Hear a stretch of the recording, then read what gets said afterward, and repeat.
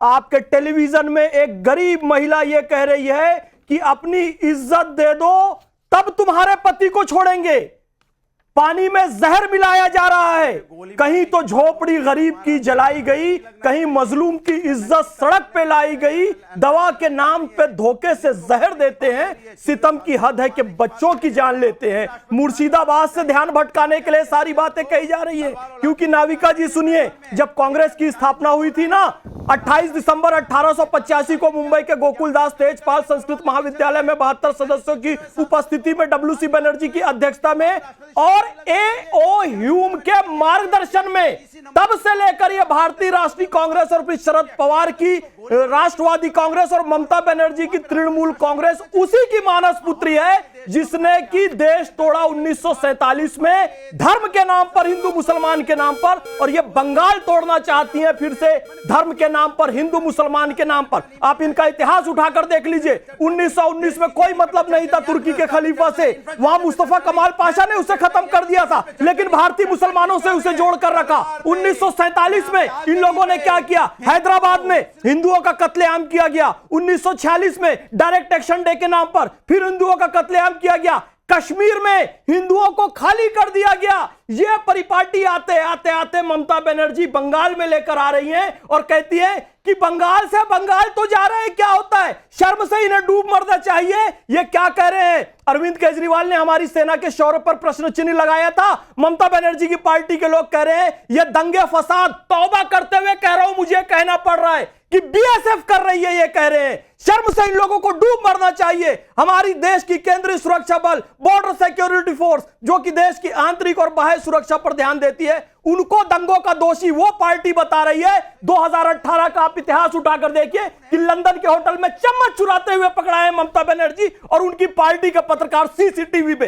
ये BSF पर आरोप लगा रहे हैं, ये बता रहे हैं कि नैतिकता क्या होगी। मैं बताना चाहता हूं, एक गुड़िया की कई, अनुराग भदौरिया जी बोल रहे थे ना, शेर पूरा सुनिए। एक गुड़िया की कई कठपुतलियों में जान है। आज शायर ये तमाशा देखकर हैरान है और खास सड़कें बंद है बंगाल की तब से मरम्मत के लिए। ये बंगाल की सबसे सही पहचान है और मसलते आमेज होते हैं सियासत के कदम।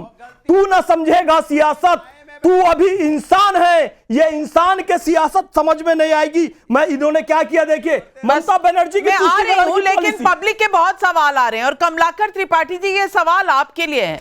असित मोदी व्हाट्सएप पर पूछ रहे हैं, संविधान लेकर चलने वाले राहुल गांधी कहां हैं? क्या उनकी पार्टी के नेताओं के हेट स्पीच संविधान के खिलाफ नहीं है? और सवाल ये भी पूछ रहे हैं लोग कि जो लोग कह रहे हैं कि हम अपने अपने राज्य में नहीं चलाएंगे ये संशोधन, ये बिल जो पास हुआ है, वो तो कांग्रेस के ही राज्य हैं।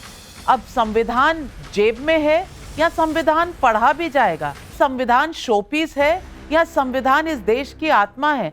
समझा तो दीजिए। आपको पहली बात बता दूं, जरा मणिपुर पे भी बात कर लीजिए, जो इतने 1.5-2 साल से जो जल रहा है, वहां पर इन लोगों ने क्या किया हुआ है? वहां राष्ट्रपति शासन क्यों नहीं लगता है? और समस्या आपकी यही है। मणिपुर पर कई बार चर्चा हुई है।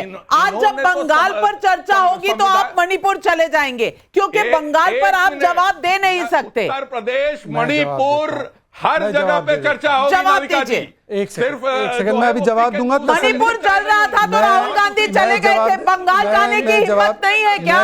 ना संदेश खाली के समय गए, ना आज जवाब गए। देता हूं, क्यों? मैं जवाब देता हूं, बशर्ते कि चीखना चिल्लाना बंद करें, क्योंकि मैंने किसी के बीच में नहीं बोला। कमलाकर जी, मैंने आपका सवाल सुन लिया, आपको जवाब भी सुनना होगा। नाविका जी प्लीज, मैं रिक्वेस्ट कर रहा हूं। बिल्कुल जवाब दीजिए, जवाब दीजिए। मैं शहजाद जी आपसे बात ही नहीं कर रहा हूं।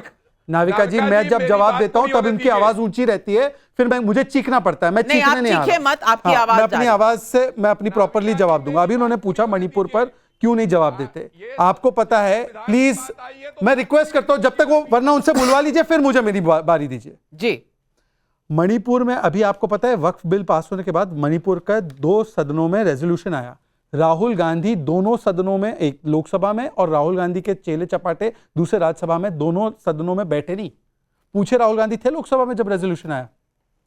पूछिए उनसे, 2:30 बजे जब मणिपुर की चर्चा आरंभ की गई तब ये थे या नहीं थे?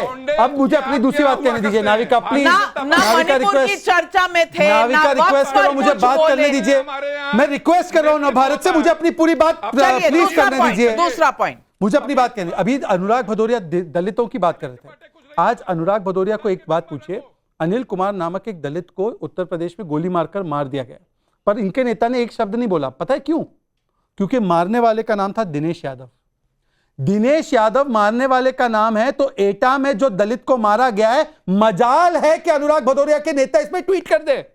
एक बार गलती से किया था ऐसी सिचुएशन में ट्वीट, डिलीट कर दिया ट्वीट इन्होंने, क्योंकि मारने वाला एक जाति से था और मरने वाला दूसरी जाति से था। यह है अनुराग भदौरिया जो यहां पर आकर लेक्चर दे रहे। तीसरी बात मैं इनसे सिर्फ पूछना चाहता हूं, बता दीजिए। अरे भाई सुन लीजिए कि आपने तो करणी सेना को बहुत कुछ बोला, आपने राणा सांगा का आप पे मन में सम्मान नहीं है भदौरिया, ये तो मैंने देख लिया, पर मुझे बताइए कि उनके घर के बाहर तो 2,500 पुलिस वाले लग गए मिस्टर रामजीलाल सुमन के। अब ये हिंदुओं की प्रोटेक्शन करने के लिए कौन था बंगाल में, वो बताइए। रामजीलाल सुमन के घर के बाहर 2,500 पुलिस वाले, और यहां पर हिंदुओं को कोई बचाने वाला नहीं, और आपके मुंह से एक शब्द नहीं। जवाब दीजिए, जवाब दे दूं। बोलिए। राणा सांगा का अपमान सहन करते हैं ना? देखिए किस तरह से चीजों को कैसे बांटा जा रहा है। मैंने बोला कि ये देश में एक ही सेना होती है जिसका नाम होता है फौज। ये तरह तरह की रोज रोज जो सेना पैदा होंगी, इस तरह से नंगी तलवारें लहराई जाएंगी, ये देश के लिए ठीक नहीं है। अच्छा। हो सकता है वोट बैंक के लिए कर सकते हो, हम भी वोट बैंक के लिए हो सकता है कुछ बोले, लेकिन वोट बैंक से ज्यादा बड़ा हिंदुस्तान है, देश है। सबसे पहला दिनेश यादव के बारे में कुछ बोलो। जात से भी बड़ा मेरा देश है। दिनेश यादव को कंडेम करो। जब देश की बात होगी, देश में माहौल, अरे देश को छोड़ो, दिनेश पे बोलो। उठाऊंगा तब मैं नहीं सोचूंगा मैं कि जात दिनेश यादव पे बोलो फिर। जिस तरह से अरे जिद्दी क्यों निकल रही? दिनेश यादव पे बोलो ना। पूर्व मुख्यमंत्री को गोली मारने की बात हुई, दिनेश यादव पे बोलो, दलित मारा उसने। कल सुनिए मेरी बात, दिनेश यादव को कंडेम क्यों नहीं कर रहे अखिलेश?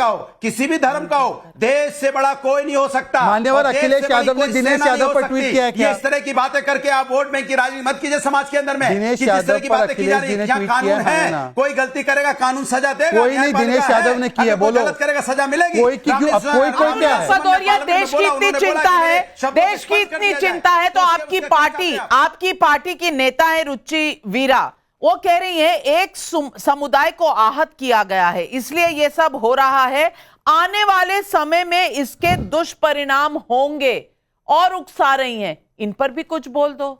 आप तो संविधान को मानते हैं ना? उकसा नहीं रही है। भारतीय जनता पार्टी बांटो और राजनीति करो, बांटो और राज करो की नीति अपना रही है, उनका आईना दिखा रही है। अरे धर्म और जाति देखकर आक्रोश प्रकट करते हो। आप राष्ट्र दिनेश यादव पर ट्वीट कहाँ है अखिलेश जी का? करते हो, आप बीजेपी की बात करते हो। पहले तो राष्ट्र की बात करके सत्ता में आए, और फिर राष्ट्र छूट गया आपका, फिर धर्म की राजनीति करने लगे। अरे धर्म के लिए हमारे पास साधु संत हैं, महात्मा हैं जो धर्म कर्म कर लेंगे।